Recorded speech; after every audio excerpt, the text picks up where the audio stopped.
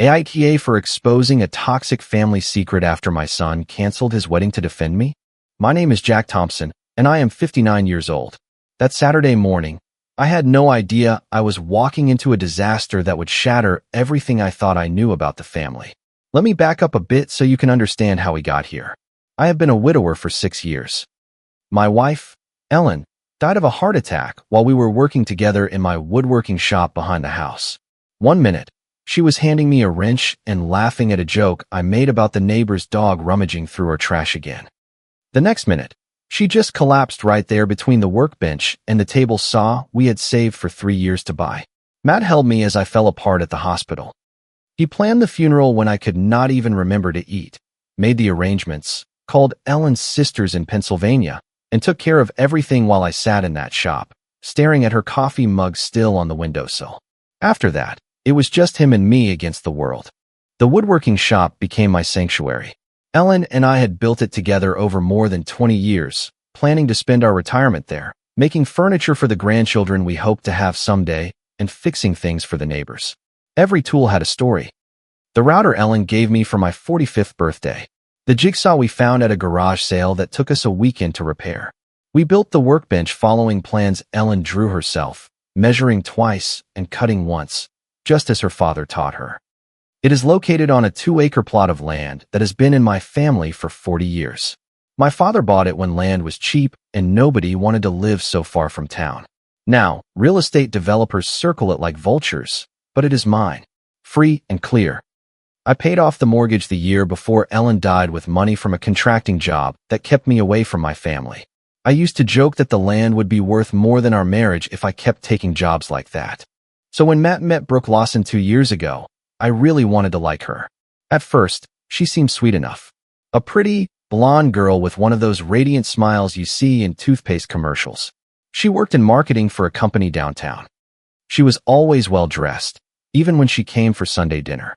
But there were little things that bothered me from the start, like how she would walk by my woodworking shop and wrinkle her nose as if something smelled bad. I keep that place clean.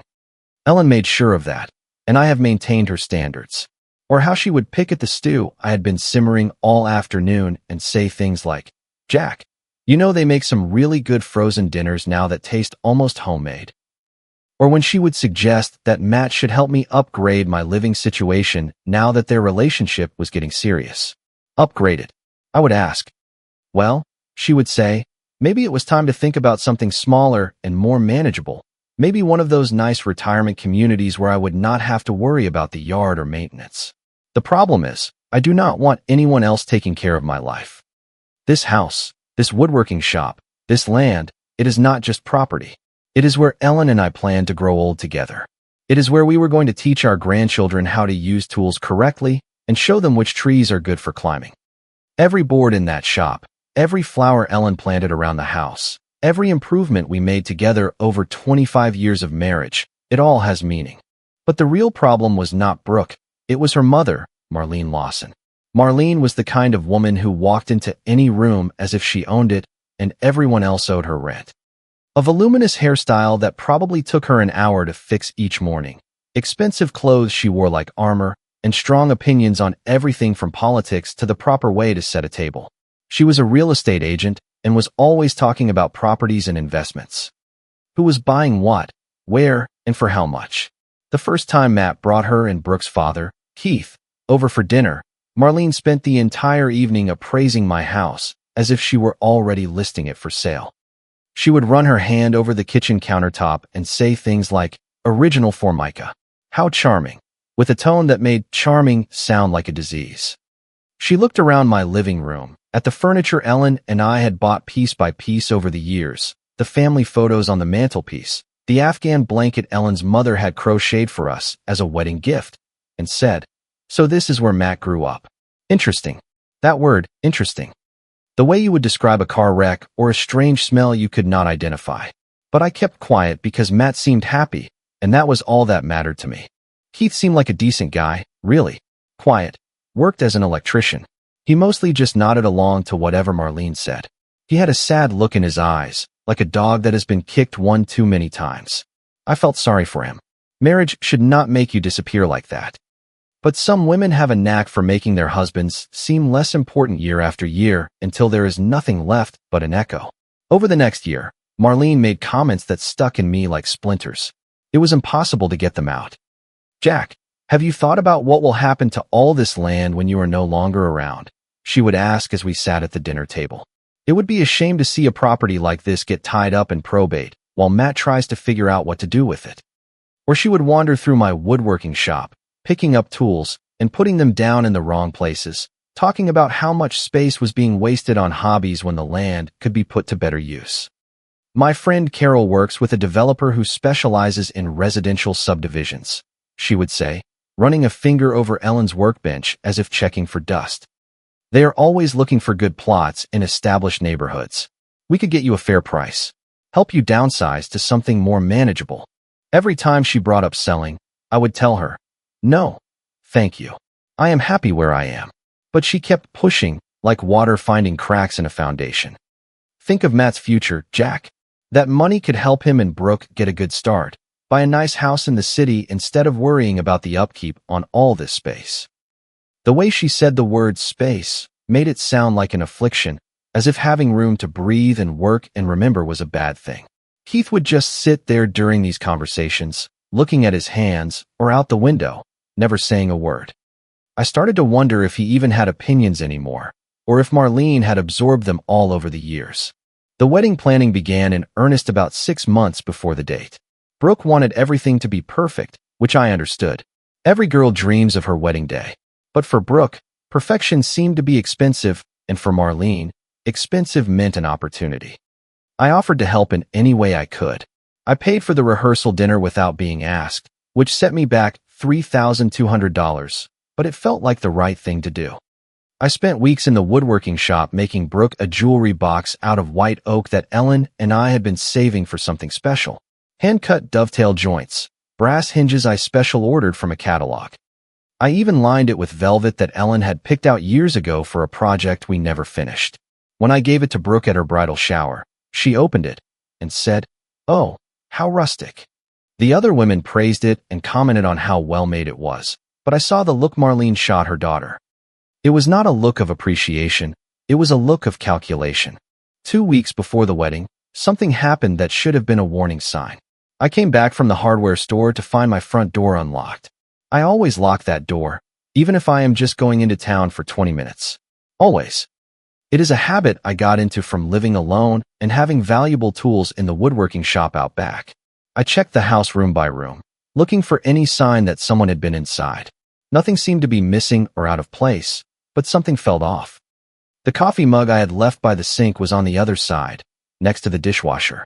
The mail on my desk was stacked differently than I remembered. Little details, things you might miss if you were not paying attention.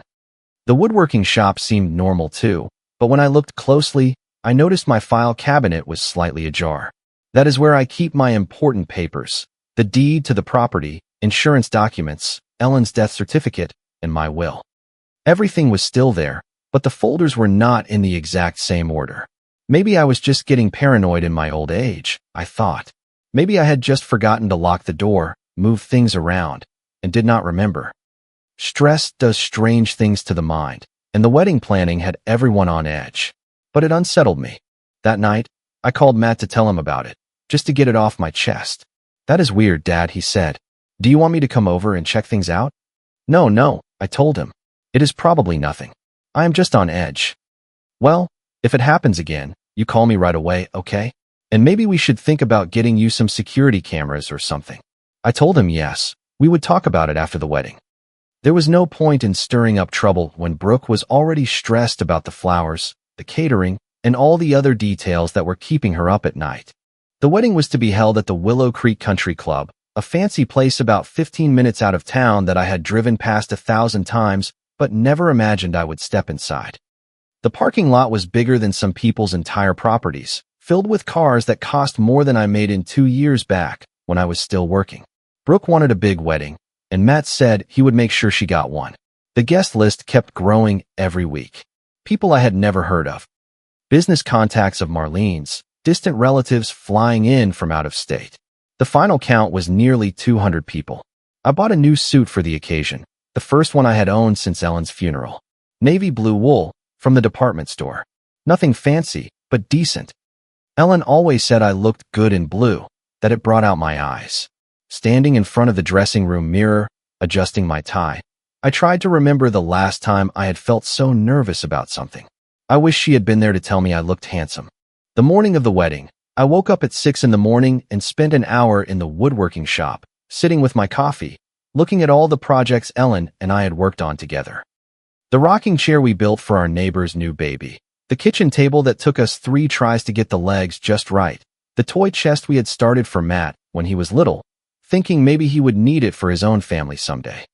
Everything in that place held memories of her hands, her voice, her laugh when I messed something up and had to start over. If I closed my eyes, I could almost hear her teasing me about being nervous for a simple wedding. "It is just a party, Jack," she would say.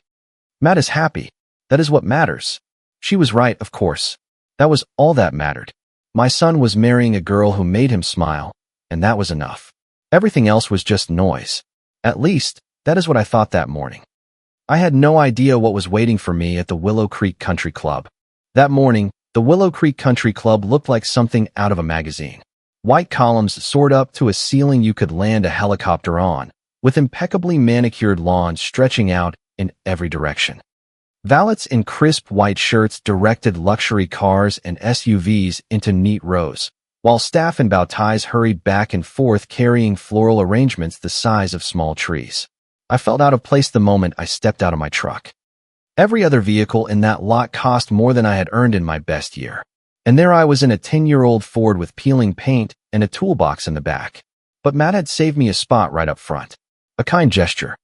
So I did not have to walk far in my new shoes that were already starting to pinch.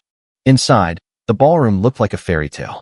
Crystal chandeliers hung from a ceiling painted with cherubs and gold leaf, casting a multicolored glow on tables draped in white silk and adorned with more flowers than you would see at a royal funeral. A string quartet played softly near the stage, while waiters and men in tuxedos moved through the crowd, serving champagne from silver trays. Matt, looking sharp in his black tuxedo, stood at the altar they had set up at the front of the room. A nervous energy radiated from him like heat from a wood stove, but he was smiling that same goofy grin he had as a boy when he found a $20 bill in the pocket of his winter coat. When he saw me, his face lit up. "Dad," he said, coming over and giving me a hug so tight it wrinkled both our suits. "You clean up pretty good for an old man." "You watch who you are calling old," I said. He adjusted his bow tie. "Are you nervous?" "Terrified," he admitted with a laugh. "But the good kind of terrified, you know?" I knew exactly what he meant. That is how I felt the morning I married Ellen. Like I was standing on the edge of a cliff with wings I had never tested. The guests began to file in, and I recognized maybe a quarter of them. Friends of Matt's from work, a few neighbors, relatives from Ellen's side of the family who had driven up from Pennsylvania. The rest were strangers in expensive clothes, talking quietly among themselves and checking their phones between conversations. I took my seat in the front row on the groom's side, smoothed my jacket, and tried not to think about how much all this must have cost. The chair next to me remained empty. If the world were fair, that would have been Ellen's seat. I touched the wedding band I still wore on my left hand and said a silent prayer that she could somehow see this. Across the aisle, Marlene Lawson was holding court like a queen receiving tribute. She had outdone herself for the occasion, wearing a silver gown that caught the light with every move and jewelry that probably cost more than my truck. Her hair was professionally coiffed to an impressive height, and her makeup looked expertly applied. Keith sat beside her in a rented tuxedo that did not quite fit, nodding politely to people who came up to congratulate them. He looked over at me once and gave me a small wave, a gesture that said he was about as thrilled as I was. The music changed, and everyone stood. Brooke appeared at the back of the room in a white gown that must have cost more than some cars, looking absolutely beautiful. Keith walked her down the aisle, pride beaming on his face, and for a moment, I forgot all the tension and just felt happy for my son. The ceremony began with the usual words about love and commitment and building a life together. The officiant was a friend of Marlene's, a man with a smooth, honeyed voice who probably performed weddings for wealthy families every weekend. Everything was going perfectly. Then, during a pause in the vows, Brooke's little niece, the flower girl, wandered over to the front row. She was about 5 years old, in a frilly pink dress, carrying a small basket that had shed its rose petals halfway down the aisle. Kids do unpredictable things at weddings. It is part of their charm. She dropped her basket near my feet and started chasing the loose petals as if they were butterflies. A few guests chuckled.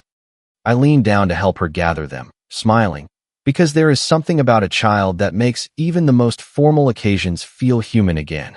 "Here you go, sweetheart," I whispered, handing her a small handful of pink and white petals. That is when Marlene Lawson's voice cut through the room. "Can you not make everything about you for 5 minutes?" Her words hit me like a physical blow. Every conversation in that room stopped. The string quartet faltered and fell silent. 200 people turned to look at me, still crouched down helping a little girl with flower petals. I froze, petals scattered around my knees, my face burning with shame. The officiant stopped mid-sentence.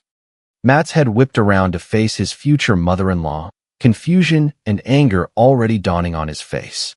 But Marlene was not done.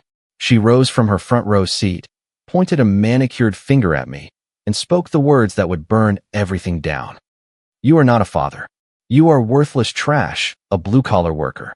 The silence that followed was so absolute I could hear my own heart thudding in my ears. 200 wedding guests stared at me. Brooke's little niece looked up at me, her eyes wide and confused. The officiant stood frozen, his wedding book open in his hands. And then I heard it. A sound that cut deeper than any of Marlene's words. Brooke laughed. Not a gasp of shock, not a nervous titter. A genuine, clear laugh, unmistakable in the dead silence of that ballroom. Matt turned his head toward his bride with the slow, terrible precision of a man watching his world fall apart. "What is so funny, Brooke?" She tried to cover it up, tried to turn the laugh into something else, but it was too late. The damage was done. The mask had slipped, and everyone in the room had seen what was underneath. "Nothing," she said quickly, her voice suddenly weak. "I was not. Your mother just called my father worthless trash," Matt said, his voice deadly quiet. "And you laughed." The change in my son's expression was something I had never seen. All the warmth, all the joy, all the love that had been shining on his face moments before was gone, replaced by something cold and final. He looked at me, then at Marlene, then back at Brooke. When he spoke again, his voice echoed in every corner of that silent ballroom. "This wedding is over. Everyone, get out." Chaos erupted in that ballroom like someone had lit a match in a fireworks factory. Brooke shrieked Matt's name. Marlene started shouting at him, calling him dramatic and ungrateful. The bewildered guests scrambled to their feet. Some headed for the exits. Others pulled out their phones to record what was probably the most expensive disaster they would ever witness. But Matt moved through it all as if he were underwater. He walked over to me, took my arm gently, and said, "Come on, Dad. We are leaving." Outside in the parking lot, the evening air hit my hot face like cold water. Matt was breathing hard, his hands shaking as he loosened his bow tie. I had never seen him this angry, and it scared me almost as much as what had just happened inside. "Dad," he said, his voice tight with controlled fury. "I need you to tell me something right now. Have Marlene or Brooke said anything to you about selling the house?" The question hit me like a bucket of ice water. "Why are you asking that?" He looked back at the country club, where we could see people spilling out of the front doors, and lowered his voice. "Because I found some papers in Brooke's travel bag yesterday. And if what I saw is true, this was not just about humiliating you in there. They were planning to steal everything from you after the wedding." Before I could even process that, a car door slammed behind us. Keith Lawson was walking toward us across the parking lot, holding a manila envelope in hands that were shaking so badly the papers inside were rattling. "You have to see this," he said, his face looking like he had not slept in weeks. Before Marlene comes out and tries to stop me, Keith tore open the envelope right there under the parking lot lights, and my entire world tilted on its axis. Property transfer documents with my name on them. Legal papers stating that I had agreed to sell my land and woodworking shop to Lawson Developments LLC for $150,000, less than half of what the property was worth. The signature looked disturbingly like mine, but I knew with absolute certainty I had never signed anything of the sort. "Where did you get this?" Matt asked, his voice low and threatening. Keith swallowed hard. I have been documenting everything for months. Marlene is drowning in debt from failed real estate deals. Credit cards, private loans, a business loan for that boutique she tried to open last year. She owes over $200,000 to various creditors. And they are starting to call in the debts. I stared at the forged documents. I never signed this. I know, Keith said, but she has been practicing your signature for weeks. Look, he pulled out his phone and showed us pictures. Pages and pages covered with my name, written over and over in slightly different styles. Matt stood very still, which was his version of furious. How did she get a copy of his signature? Keith looked sick. The Christmas card you sent last year. She kept the envelope, studied your handwriting, and practiced until she could fake it well enough to fool a notary. That is when it all clicked. The unlocked door, the disturbed file cabinet. She was in my house, I said. Keith nodded miserably. 2 weeks ago, she took a copy of your key from Brooke's purse at the rehearsal dinner and had copies made at the hardware store. She went through all your papers, took pictures of your important documents, even took a few items she thought were valuable. What items? I asked, not sure I wanted to know. Keith pulled up more pictures on his phone. Photos of my desk, my file cabinet, documents spread out on my kitchen table as if someone were taking inventory. She has copies of your deed, your insurance papers, even your medical records. Everything she needed to make this fraud look legitimate. Matt was reading the transfer documents with the focus of an engineer studying blueprints. This says the sale was supposed to close next week, right after the honeymoon. That was the plan, Keith confirmed. Get you married. Then they would pressure Jack to sign, claiming it was a family investment and Brooke needed security for her future. If you refused, they would forge your signature anyway and hope no one questioned it until it was too late. I felt like I had been punched in the gut. And Brooke knew. Keith's silence was answer enough. The next morning, Matt and I drove to my house to assess the damage. Sure enough, someone had gone through my things with the precision of a professional thief. My important documents were all in place, but they had clearly been photographed. Items had been moved, folders reorganized. Even my coffee mug was in a different spot on the kitchen counter. But the most damning thing was the note we found tucked under my toolbox in the woodworking shop. Brooke's handwriting, clear as day. Some people just never learn their place in the world. That was the final straw for Matt. He spent the next 3 hours on the phone with lawyers, police detectives, and the county's fraud division. By that afternoon, we had a plan. The lawyer helped us set up a sting operation. We created fake documents that made it look like I was agreeing to the sale, but they contained deliberate legal errors that would expose anyone trying to file them fraudulently. Then we waited for Marlene to make her move. It did not take long. 3 days later, she showed up at the county recorder's office with a briefcase full of forged documents, trying to fast-track the property transfer before anyone could ask too many questions. From across the street, we watched as sheriff's deputies arrested her right there in the courthouse parking lot. The look on her face when she realized she had been caught, a mixture of shock, rage, and something that might have been fear, was more than enough compensation for the humiliation she had put me through. Brooke was arrested 4 hours later when they searched her apartment and found the practice signature sheets along with copies of my personal documents. She tried to claim she was just helping her mother with family planning, but the evidence was overwhelming. The trial lasted 6 months. Marlene was sentenced to 2 years in prison for fraud and forgery. Brooke received 18 months of probation and had to pay restitution. Keith testified against his own wife to avoid being charged, and the whole ugly mess was finally over. Matt never spoke to Brooke again. I cannot blame him. Trust, once broken like that, does not grow back. As for me, I am still in my house. I am still working in Ellen's woodworking shop. Matt comes over every Sunday, and we have started working on projects together, like rebuilding that old workbench Ellen and I never quite finished, and a new dining room table from a piece of walnut we have been curing for 3 years. The property is more secure now. New locks, security cameras, a safe for important papers. But more than that, I learned something valuable. Sometimes the people who hurt you the most are the ones who smile while they are doing it. That failed wedding cost Brooke and Marlene everything. But for Matt and me, it was the day we learned what family really means. It is not about the people who share your name or sit at your dinner table. It is about the ones who have your back when everything falls apart. And sometimes, late at night when I am in the woodworking shop, Finishing a project Ellen would have loved, I think she would have been proud of how we handled it. We did not let them win.